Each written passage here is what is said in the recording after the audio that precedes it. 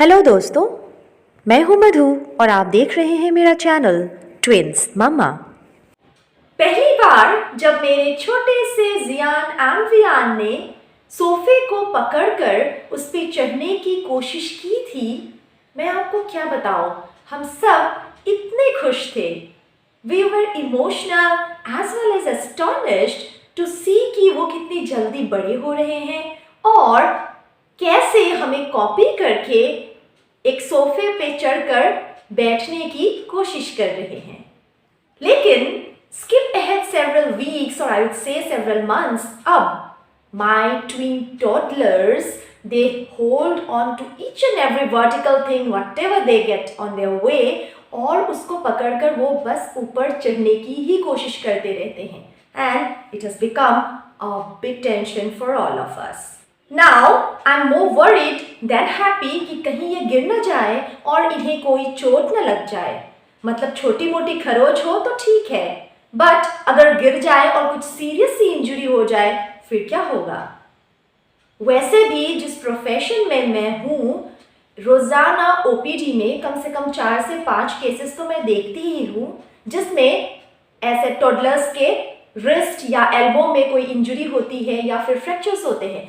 और जब मैं पेरेंट्स से हिस्ट्री लेती हूँ तो पता चलता है कि कहीं पेड़ पे चढ़ रहे थे, कहीं रेलिंग पे चढ़ रहे थे, कुछ खेल रहे थे और इन सब शैतानियों की वजह से ये इंजरीज हुई हैं। सो ये मुझे और ज़्यादा परेशान करता है। So let me tell you today कि why toddlers are so keen on climbing on every vertical thing that they get, और क्या ये क्लाइंबिंग एक नॉर्मल डेवलपमेंट प्रोसेस का पार्ट है और क्या इसके कुछ एडवांटेजेस हैं भी या नहीं। सो लेट्स सी कि आखिर टॉडलर्स को ऐसे ऊपर चढ़ने में या क्लाइंबिंग करने में मज़ा क्या आता है। एज पर रिसर्च 1.5-2 साल के होते होते बच्चों में ये कैपेबिलिटी आ जाती है कि वो अपने बॉडी मूवमेंट्स को कंट्रोल करें। उनको ये पता चलने लगता है कि now they can independently throw a ball, या फिर वो एक पार्क में इधर से उधर खुद दौड़ सकते हैं, कहीं भी पकड़कर विद सपोर्ट और विदाउट सपोर्ट थोड़ा बहुत ऊपर नीचे क्लाइंब अप एंड डाउन कर सकते हैं। यूजुअली शुरू में तो ये क्लाइंबिंग एक इनोसेंट बिहेवियर होता है, जैसे मेरे बच्चों ने स्टार्ट किया था। मतलब हमें सोफे पे बैठे देख वो दोनों भी कोशिश करते थे कि चढ़ के बड़ों की तरह सोफे पे बैठे। लेकिन आगे जाकर जब इनको पता चलता है कि they have that power of climbing up, अब बस ये कहीं भी इसका इस्तेमाल करना शुरू कर देते हैं। अपने नेचर के हिसाब से कुछ बच्चे ऐसे क्लाइंब अप या डाउन करते वक्त अगर गिर जाए या फिर उन्हें चोट लग जाए तो शायद वो डिस्करेज हो जाए और इसके बाद अपने पेरेंट्स के मना करने पर यूं क्लाइंब अप एंड डाउन कहीं भी शुरू ना करें।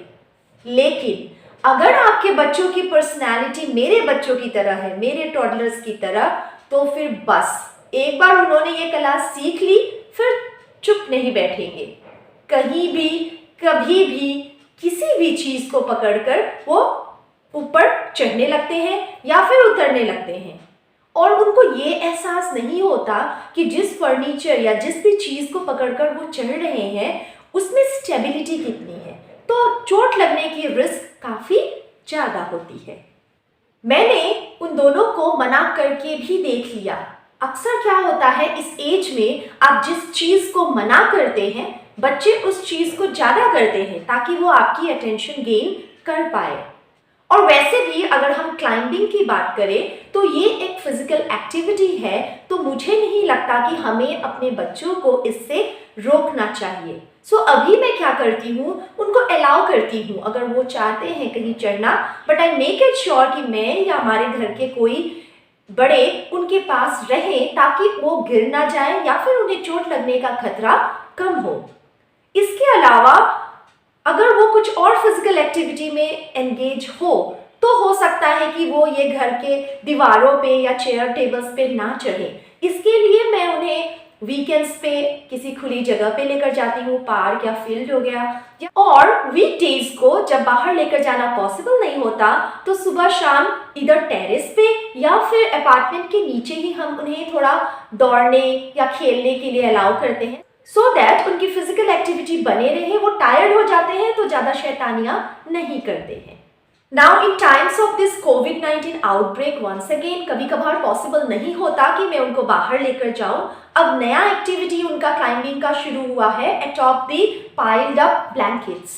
ये ठंड के दिन जब से आए हैं, असम में फिलहाल बहुत ठंड पड़ी हुई है और घर पे बेड के ऊपर जो स्टैक्ड अप पिलोज कुशन्स होते थे उसके अलावा अब ब्लैंकेट्स भी आ गए हैं, तो इनको बड़ा मजा आता है। उसके ऊपर चढ़ जाते हैं, फिर जंप करते हैं, फिर चढ़ते हैं, फिर जंप करते हैं। तो आई गेस उनकी क्लाइंबिंग की ये जो क्यूरियोसिटी है ये थोड़ी हद तक फुलफिल हो रही है।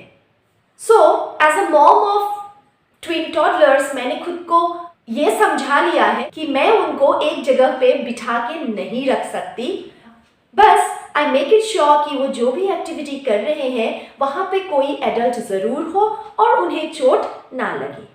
रिसर्च के अनुसार जैसे जैसे टॉडलर्स और थोड़े बड़े होंगे, प्री स्कूल जाएंगे और उससे थोड़े बड़े होंगे, उनको ये रियलाइज़ हो जाएगा कि उनके पेरेंट्स अगर उन्हें कुछ मना कर रहे हैं तो इसमें उन्हें चोट लगने की चांसेस है या फिर उनके लिए ही ये हार्मफुल है। तो जाकर वो इस तरह की activities, unwanted climbing and all छोड़ देंगे। So it's just a matter of time, it will pass through. We as parents should be calm enough at this stage. But let me tell you कि ये climbing उनके normal development process का एक part है और उनको हमें इस क्लाइंबिंग एक्टिविटी से नहीं रोकना चाहिए क्योंकि इसके बहुत सारे फायदे भी हैं। For example, first one is vestibular development. Vestibular system वो सिस्टम है आपकी बॉडी का जो आपके बैलेंस को मेंटेन करने में हेल्प करता है और बच्चों के किए हुए कुछ एक्टिविटीज जैसे क्लाइंबिंग या फिर स्पिनिंग, स्पिनिंग मतलब गोल गोल घूमते हैं बच्चे, हम उन्हें मना करते रहते हैं लेकिन वो घूमते रहते हैं। बच्चे इस तरह की एक्टिविटी के लिए इंक्लाइंड इसलिए होते हैं क्योंकि it is a natural way of developing this vestibular system. उनकी बैलेंस की कैपेसिटी कितनी और कैसी होगी ये डिपेंड करता है कि आपके बच्चे ऐसी एक्टिविटीज कितना करते हैं पूरे दिन में। इसीलिए बच्चों का नेचुरली ऐसे बिहेवियर की तरफ झुकाव होता है। ये एक नेचुरल पार्ट ऑफ डेवलपमेंट है। सो अपने बच्चों को क्लाइंबिंग, स्पिनिंग जैसी एक्टिविटीज से ना रोके, बस ये देखिए कि वो एक सेफ जोन में हो।